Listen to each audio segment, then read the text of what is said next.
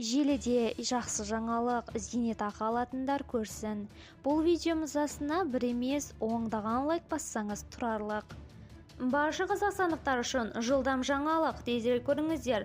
Сәлеметсіздер ме, қымбат көрермен, біздің арнамызға қош келдіңіз. Әлемде және Қазақстанда болып жатқан жаңалықтарды ең біріншілерден болып біліңіз келсе, арнамызға жазылып, лайк басуды ұмытпаңыз. Зиянды жұмыстағыларға жаңа жәрдемақы, жаңа жылда еңбекті қорғау саласында маңызды жаңалық болғалы тұр. Сарапшылар соның арқасында ауыр әрі зиянды жұмыс істейтін адамдар бейнетінің зейнетін ерте көре алатынын айтады. Сонымен бірге бұл зейнеткерлікке шығудан да тиімді, тартымды болатын түрі бар. Жауапты шенеуніктердің мәліметінше төлем көлемі 400 000 теңгеге дейін жетуі мүмкін. Әңгіме арнайы әлеуметтік төлем туралы болып отыр. Басын бәйгеге тідіріп жүріп, адам түгіл темір төзбес қиын жұмыстар атқаратын жұмысшылар көп жылдан бері үкіметтен зейнеткерлікке ерте шығуға мүмкіндік беруді сұрап келді. Бәрі болмағанымен біразының сұралманы орындалатынына ұқсайды. Ел президенті 2023 жылға 1 қыркүйектегі жолдауында зиянды еңбек жағдайларында жұмыс істейтін адамдарды әлеуметтік қорғау деңгейін асыруды тапсырған болатын. Осы мақсатта еңбек және халықты әлеуметтік қорғау министрлігі әлеуметтік әріптестердің кәсіподақтарды тартып заңнамалық түзетулер топтамасын әзірледі.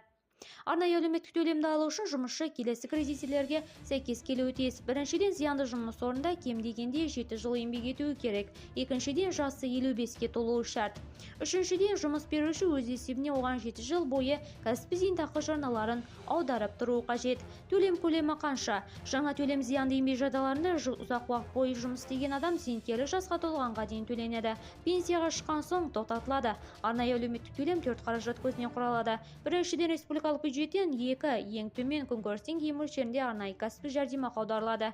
2024 жылы шегі 43 407 теңгені құрайтынын ескерсек, бұл сома 86 814 теңгеге тең болады. Видеомыз кеңінен таралып, барша қазақстандықтар тезірек хабардар болу үшін видеомыз жақындарыңызға таратып лайк басып кетуді ұмытпаңыз. Бізді бақылауды жалғастырыңыз.